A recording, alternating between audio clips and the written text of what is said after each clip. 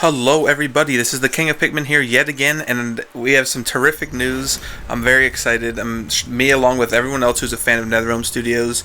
As you guys know, Injustice 2 was announced. Now, I'm a little late on this, and I haven't been uploading too consistently lately, and I'm sorry for that, but I'm going to be getting back on a regular schedule.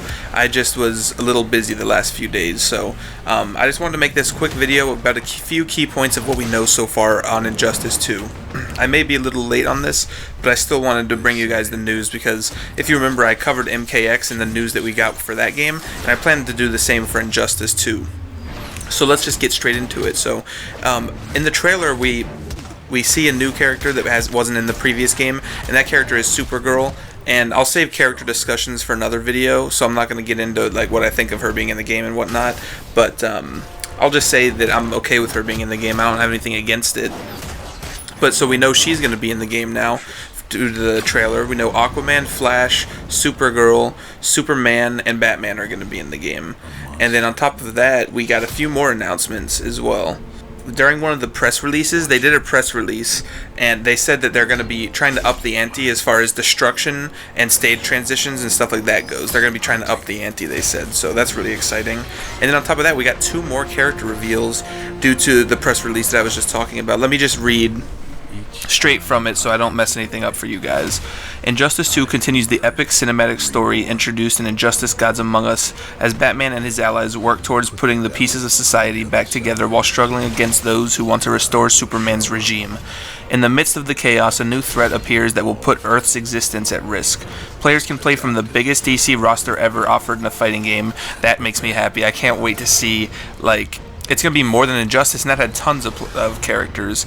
Anyways, I'm going to get back to the article. From classic fan favorites such as Batman, Superman, Supergirl, and Aquaman, to astonishing new villains like Atrocitus and Gorilla Grodd, battles will take place across arenas that have evolved in scale and span across iconic locations such as Metropolis, Gotham City, and Atlantis. Now, me personally, Gorilla Grodd was one of the characters I wanted in Injustice 1, so I'm really excited to see him in this one. As you guys know about me, I'm into the big brutish characters, so both the announcements for villains, Atrocitus and Gorilla Grodd, kind of have me excited. While I'm not a fan of villains, and I'm not a fan of Atrocitus, like, by default, I feel like his playstyle is going to fit me as far as fighting games go. He's probably going to be very aggressive and, like, just in-your-face grappler, maybe, so we'll have to wait and see on that. And as far as confirmed characters go, this next one I'm about to tell you guys is kind of more of a rumor, but it's kind of hinted at in the trailer. So at one point it shows Aquaman's trident, like with like the grid view from like Batman's supercomputer, I guess, or Batcomputer, which is a supercomputer. And then it says WB Games, and then it shows another picture, and it looks like a gun or something, but it's really fast. But I paused it, and it says Captain Cold, and it gives like a description of Captain Cold. He's from Central City, one of Flash's nemesis, sorry. And then, so I'm thinking maybe Captain Cold has a good chance. The fact that they just tossed in this random, like, little hint at Captain Cold, and he's currently in the Flash TV show, and he's in the Legends of Tomorrow. So I feel like he might have a good chance. Anyone that's in the TV shows or movies coming out, I think has a good chance, honestly. So, yeah, I just wanted to throw that out there at you guys. And then we also know about this gear system. Like, after every match, or at least in the article I read, that I'll link both articles in the description below. In the article I read, they said that after every match, you're going to be given a loot crate, I guess, kind of like Overwatch or something, and it's going to have the chance of giving you customization stuff that's purely aesthetic and stuff that actually modifies your hero or villain. So they went as far as to say that when you're playing Aquaman, you might be playing Aquaman in a completely different way than the other person. So that's interesting. I'm curious to see what will change. I'm thinking maybe you could make Batman, for instance, you can get a customization option that makes him have super strength, so he can throw cars or environmental interactions rather than just grapple off them or dodge off them like in the other game where there were some people who had strength and some people who didn't. Maybe now this is a way to introduce super strength to all the characters. That's just one example that I think. I mean, that's not confirmed, that's just an opinion and what I think might be the case. So, yeah, that's pretty much all that we have so far. A lot of people are getting worried, saying that the whole gear system that's going to like change the fighters and the way they play is going to break the game, and or it's going to introduce microtransactions, and that's going to make it a pay to win game, which I'm not too worried. I have my faith in NetherRealm, honestly. The way I see it, they're going to be small tweaks to the character as far as I'm concerned.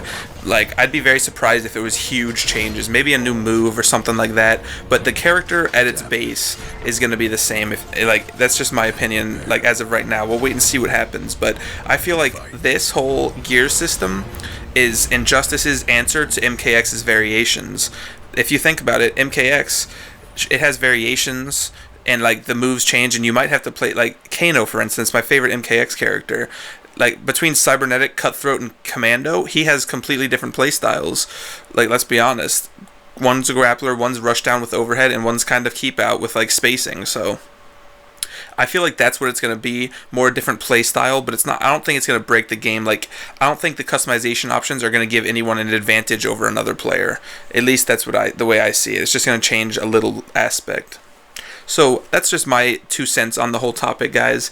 I just want to say one more thing before this video ended. I don't want it to get too terribly long. My opinion is that we're going to be getting a Mortal Kombat X announcement at ESL this Saturday. So I still stand by my opinion that we're going to be getting a Mortal Kombat reveal this Saturday, as well as the Injustice reveal, because I doubt they're going to revamp the entire game like Mortal Kombat X. They revamped the entire netcode.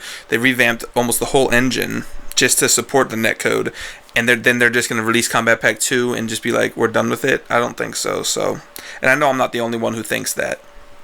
But I just wanted to give my 2 cents, like I said, and let the Injustice 2 hype train begin, because I'm jumping on board and I can't wait. So I'm going to be making more videos. Down the line, I want to make characters I want to see in the game. Be sure to let me know if you guys want to see that, and I'll just try to bring you guys all the news that we get. So thanks for watching, guys. Finish her.